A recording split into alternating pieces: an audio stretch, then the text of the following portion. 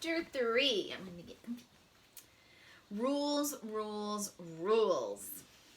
Usually I enjoy a nice morning nap, but there was so much going on that morning I didn't have time to settle in for a doze until the strange students left for recess. But my nap didn't last long, because when the students returned, I heard Mrs. Brisbane talking, and she sounded worried. Harry didn't come back, she said. Did anyone see him on the playground? Sure, Simon said. We shot some hoops. What happened to him? She asked. Simon shrugged. I don't know. Mrs. Brisbane frowned. I may have to send someone to look for him.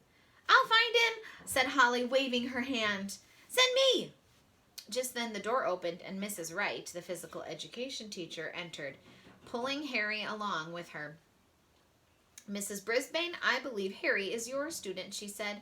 I found him on the playground, loitering. Loitering? That was a new word to me.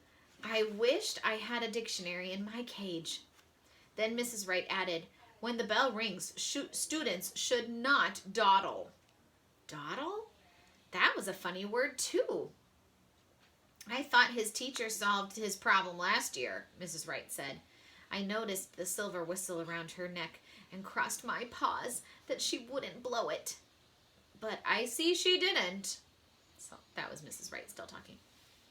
Harry, why are you late? Mrs. Brisbane asked the boy. Did you hear the bell? Harry nodded.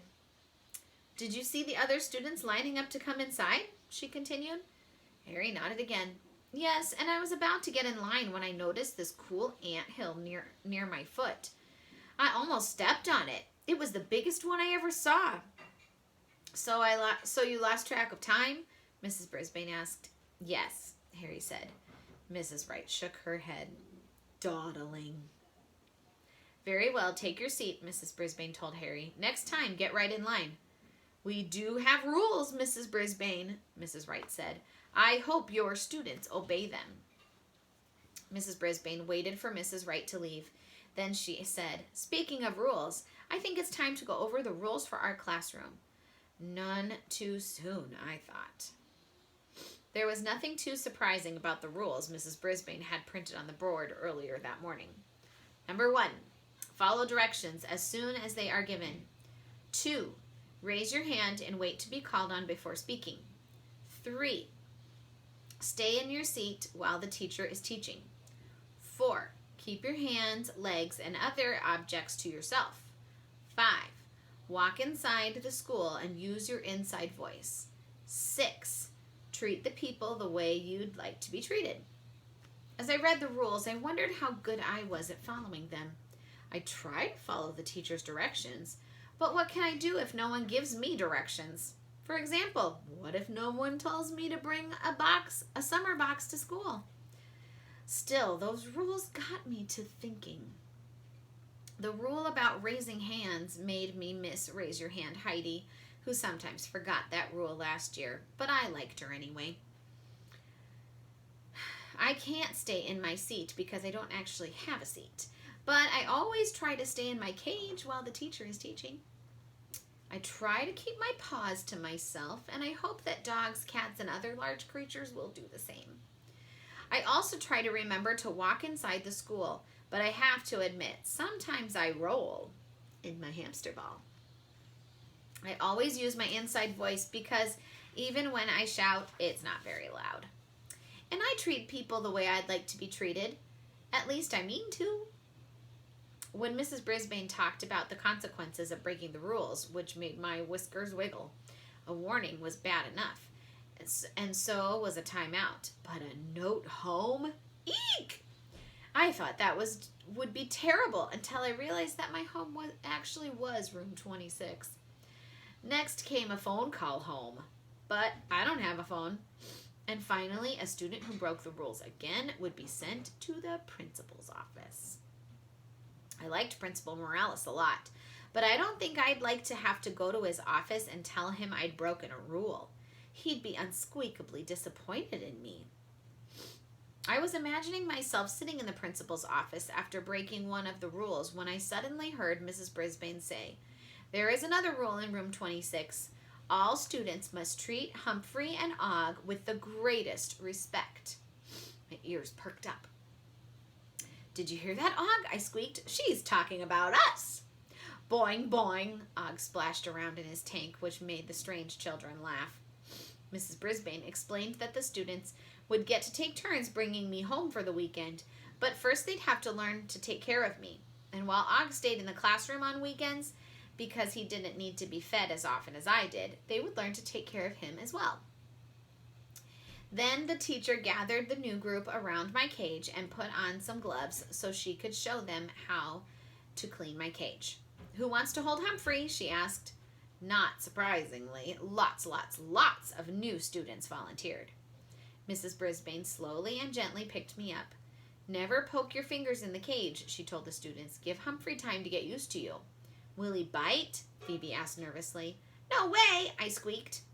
Humphrey hasn't bit anyone yet, but if someone poked a finger in his cage, I wouldn't blame him, Mrs. Brisbane said. When I had a hamster, he bit my finger, Joey said, but my mom said it was because he thought it was a carrot. Mrs. Brisbane nodded. And if you don't wash your hands before handling a hamster, he might smell food you've eaten and think you're something to eat too. I don't like to disagree with the teacher, but first of all, many humans have hands that don't smell like anything I'd want to eat. And I'm smart enough to tell the difference between a carrot and a finger. Let's see, why don't you take him, Kelsey? She said. Kelsey looked surprised. I'm sure I did too. Kelsey looked like a nice girl, but it did seem as if she could be more careful. Hold him in your hand like this, Mrs. Brisbane transferred me to Kelsey's outstretched hand. Make sure he feels very safe. Cup your hand over his head like a little roof. I think he likes that. I do like that, as a matter of fact. Kelsey was so excited to be holding me, her hand actually shook a little. I suddenly remembered about her broken arm and her broken leg, and I hoped I wouldn't end up being a broken hamster. Don't worry, Humphrey, I'll be careful with you, she whispered. I relaxed, and so did she. The shaking stopped. Can I pet him? Simon asked. Gently, Mrs. Brisbane told him. He stroked my back with his fingers. It felt unsqueakably nice. Then Mrs. Brisbane got busy cleaning my cage. She took everything out, even my water bottle, and put it in a big bucket of soapy water. Luckily, my mirror is firmly attached to my cage, and it stayed, as well as my notebook hiding behind it. Next, she took a brush and brushed everything clean. After that, she took all the soft, papery bedding out of my cage. What's that? Holly asked, pointing to a corner. That's Humphrey's bathroom area, Mrs. Brisbane replied. Those are his droppings. His poo? Thomas's eyes widened with surprise. Mrs. Brisbane nodded. Ew, poo, Thomas said. Everybody giggled. Then all the kids started chanting, ew, poo, in a very rude way. Mrs. Brisbane shushed them. Come on, it's perfectly natural. Perfectly natural, I repeated. Besides, where else am I supposed to go? May I hold Humphrey? Rosie asked. I already know how to hold a guinea pig. Mrs. Brisbane carefully moved me from Kelsey's palm to Rosie's. Her hand didn't shake one bit. Next, the teacher scrubbed the bottom and sides of my cage until they were unsqueakably clean. She let helpful Holly and just Joey put new bedding in my cage, while Phoebe filled my water bottle and Paul F. put fresh Nutri-Nibbles in my feeder. Yum. Paul G. put my wheel back in and made sure it was spinning properly, while Harry and Thomas put everything else back in place.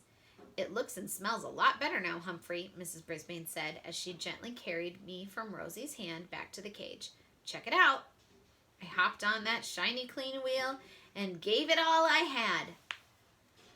Look at Humphrey go, Thomas T. True cried out. He must be going 1,000,000 miles an hour. He couldn't be going 1,000,000 miles an hour. He'd break the sound barrier at 768 miles. And I don't hear a sonic boom, Small Paul said. I was impressed, but I have to admit, it felt as if I was going 1,000,000 miles an hour. I guess Thomas was just exaggerating a little, Mrs. Brisbane said. Thomas exaggerates a lot, Small Paul said. Now, students, no bickering, Mrs. Brisbane told them. Let's get back to our places.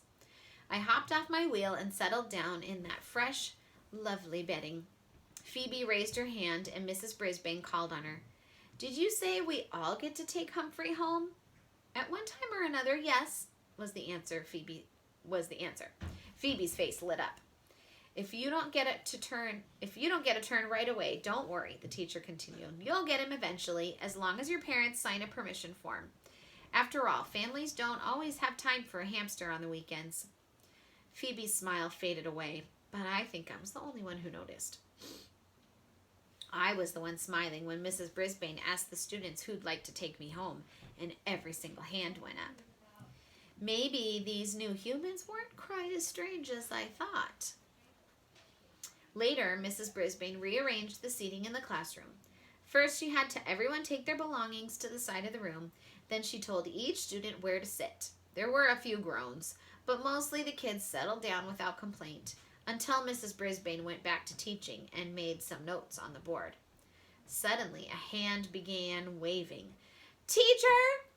Mrs. Brisbane looked up. Please call me Mrs. Brisbane, she said. What is it, Kelsey? I can't see with him there. She pointed to tall Paul, who was seated directly in front of her. I could imagine it would be hard to see with Paul G blocking her way. My mistake, Mrs. Brisbane said. I must have gotten the Pauls mixed up. Paul Green, would you switch places with Paul Fletcher? Okay. Tall Paul gathered his belongings and moved toward the side of the room.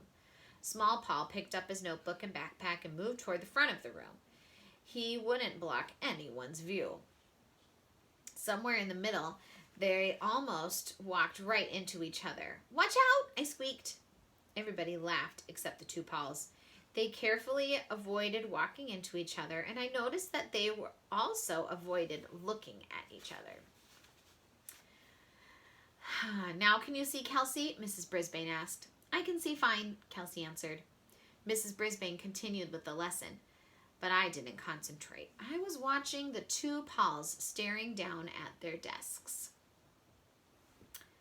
I was glad when the school bell rang at the end of the day, and only Mrs. Brisbane, Og, and I were left in the room.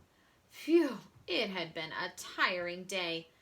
Like most hamsters, I sleep more during the day than at night, but with so much going on, I hadn't gotten much napping done. But there was no time to sleep now.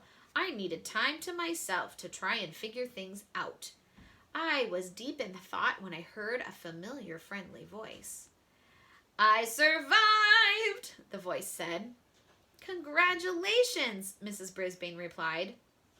I scampered up to a tree branch near the top of my cage as one of my favorite humans, Miss Mac, entered the room. Miss Mac was beautiful. Miss Mac was sweet. Miss Mac was amazing. If it hadn't been for Miss Mac, I would probably still be living at boring old Pet-O-Rama, hoping that someone would give me a real home. Miss Mac found me there and brought me to room 26. Then she went to Brazil for a while, and I had to learn to live with Mrs. Brisbane. I wasn't too sure about her at first, but she turned out to be a great teacher. Now Miss Mac was back, but where had she been all day? She sank into a chair next to Mrs. Brisbane's desk. I have a lot to learn, she said. You'll be fine, Mrs. Brisbane assured her, but first grade isn't easy. So that's where Miss Mac was. She was teaching first grade at Longfellow School. Just like me.